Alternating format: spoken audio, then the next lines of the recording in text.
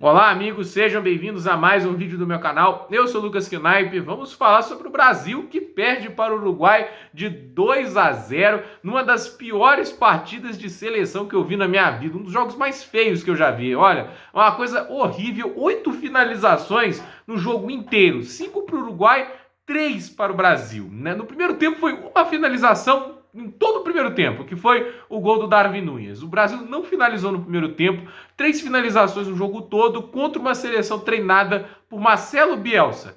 O Marcelo Bielsa que é um dos piores técnicos de defesa que tem no futebol atualmente. Inclusive o Uruguai tinha sofrido gol em todos os jogos até agora, todos. Chega contra o Brasil, consegue não só um clean sheet, como passar a partida inteira sofrendo apenas 3 finalizações. Vocês acham que isso é uma coisa defensável? O terrorismo tático que o Fernando Diniz protagonizou hoje, eu olhei a escalação, já fiquei assim, sem muita empolgação para a partida, né? De novo, é o Neymar jogando ali de meio atacante, é o Bruno Guimarães jogando ali muito recuado, assim, já dava para ver que não ia ser coisa boa, né? Porque assim, ele literalmente repete o erro que o Tite fez contra a Croácia. Porque ainda tem isso, né? Porque além de ser uma partida muito ruim, tem gente pedindo o Tite de volta, tendo saudade do Tite. A gente não pode esquecer que o Tite lá contra a Croácia fez também muito terrorismo tático, né? Porque, olha, a gente vai enfrentar a Uruguai, por mais que a gente tenha assim o Marcelo Bielsa do outro lado, o meio-campo tem Federico Valverde, Manuel Ugarte e Nicolás de la Cruz. Então, assim, você tem um trio de meio-campo desse, que obviamente não é fácil de bater de frente. E você vai escalando o Bruno Guimarães recuado, o Casimiro, e vai colocar o Neymar de meio atacante, né? Como é que você quer que isso dê certo, entende? E para ajudar, a gente tem de laterais. Olha os laterais do Brasil, gente. Como é que leva isso a sério? Ian Couto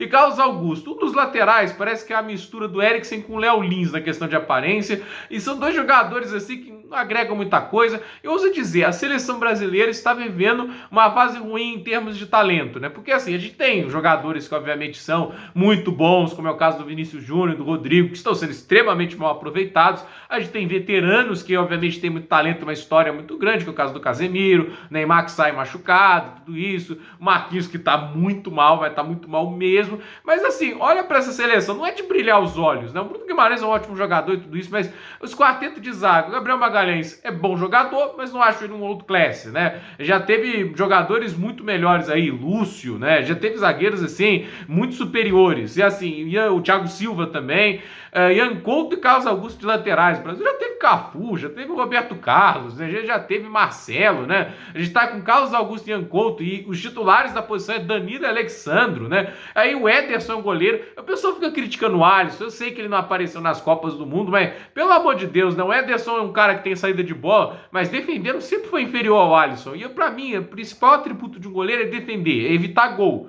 O Buffon nunca foi um gênio com os pés, mas evitava gol. Por isso que é o melhor goleiro de todos os tempos, né? O goleiro tem que, antes de tudo, evitar gol. Se ele não faz isso, do que adianta ele ter saída de bola com o pé eficiente, né? A qualidade de um goleiro tem que ser com as mãos, principalmente, né? Isso aí de você ter uma boa saída com o pé é um adicional pro cara. Para mim, é a minha visão de goleiro.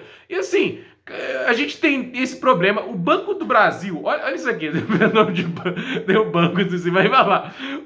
O banco de reservas do Brasil, a gente tem Richarlison, que ele coloca no lugar do Neymar. O Neymar machuca e tudo isso. Eu não comemoro a lesão do Neymar, vi muita gente comemorando e tudo isso. Eu acho patético isso, mas falando do Neymar, assim, gente, isso das lesões dele é muito fruto de uma vida displicente com o preparo físico, né? Se o cara tivesse preparado fisicamente para fazer um corpo mais resistente a lesões, ele não teria sofrido tantos problemas assim na carreira. Isso aí vai acumulando, chega num ponto na carreira que o corpo está sobrecarregado. Por isso que o Neymar está lesionando basicamente em todas as temporadas e tendo lesões, obviamente, muito sérias. Mas assim, o Banco do Brasil ali, de novo, Richarlison, Guilherme Arana, David Neres, Rafael Veiga, Matheus Cunha, Lucas Peri, o Alisson, Bremer, Adrielson, André, Gerson e Emerson Royal.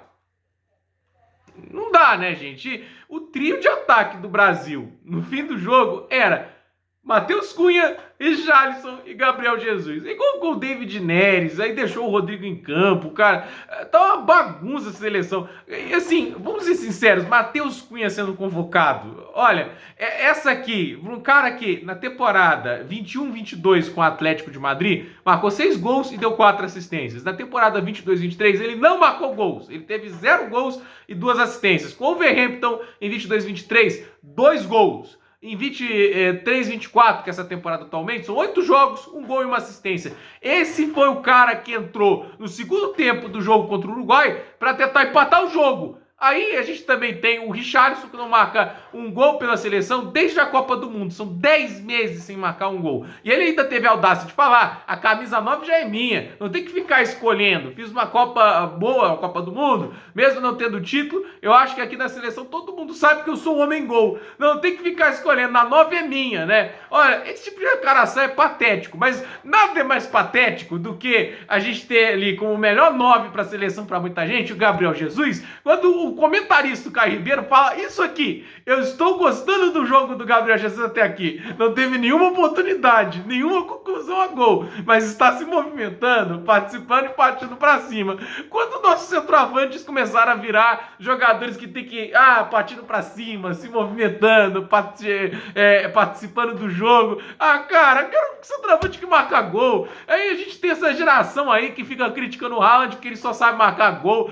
Eu imagino que esse pessoal sentiria vendo o Miroslav Klose jogando, entende? O Klose, ele não tinha nada demais no jogo dele. Tecnicamente, um jogador esteticamente era muito feio ver o Klose jogando, mas marcava gol. É isso que importa. Futebol ganha marcando gol. A gente tem um bando de centroavante que não sabe marcar gol. É isso.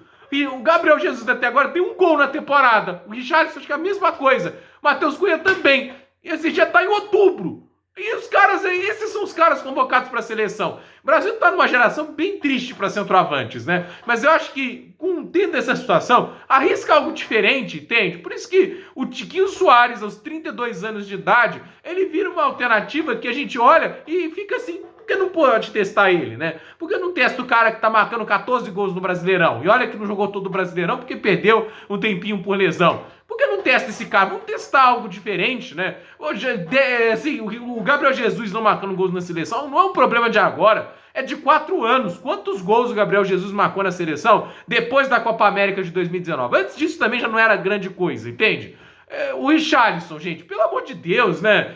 Fica insistindo nessas coisas, não dá pra você ficar fazendo ali um bolo com milho e esperar que saia um bolo de cenoura do forno, entende? Ficar repetindo receita errada vai dar errado, né? Ficar escalando no meio campo do jeito que ele tá fazendo vai deixar o time sem controle de jogo, um time totalmente desestruturado. E assim, as substituições, né? O Rafael Veiga na seleção, aí, meu Deus do céu, Gerson, ele nem entrou hoje, né? Mas a convocação desse cara aqui pra mim não desce.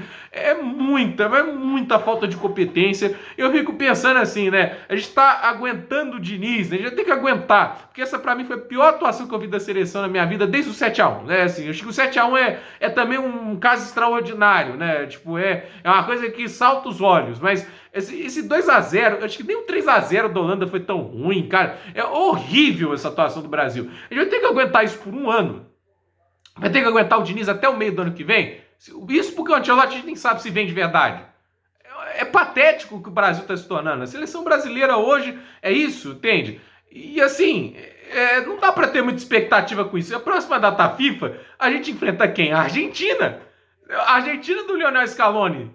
E se foi isso contra o Uruguai do Bielsa, o que vai ser contra a Argentina do Scaloni? Porque, no final das contas, Fernando Diniz é um técnico limitado. As pessoas têm que aceitar isso, né? Para o contexto do futebol brasileiro, ele pode conseguir se destacar um pouco mais. E assim, ele tem sim suas virtudes e tudo isso, mas a seleção brasileira pede principalmente um cara que trabalhe ideias simples e não coloque seus preceitos acima dos encaixes dos jogadores que a seleção convoque, entende? Mas não, é um cara que vai colocar a ideia dele à frente de tudo. Por isso que o Alisson é reserva, porque o Ederson tem saída de bola melhor. A gente tem que preservar a ideia do técnico. O técnico tem que se adaptar ao contexto. Não adianta você ficar com essa ideia autoral, assim, que você acha uma maravilha, se você não está sabendo aplicar ela. Então, assim, o papelão hoje do Brasil, esse vexame aí, é para ficar, assim, bem em destaque, para mostrar o que a CBF está fazendo com a seleção, mantendo o Diniz de técnico. E, assim, o que o Diniz está fazendo até agora é inacreditável, é terrorismo tático, que assim, o meio campo do jeito que tá escalado tá terrível, tem jogadores que merecem crítica sim, o Marquinhos tá jogando muito mal, Casemiro tá mal, muita gente tá mal, mas do jeito que a seleção tá organizada também não dá para exigir tanto dos jogadores, porque assim, é uma bagunça, um deserto de ideias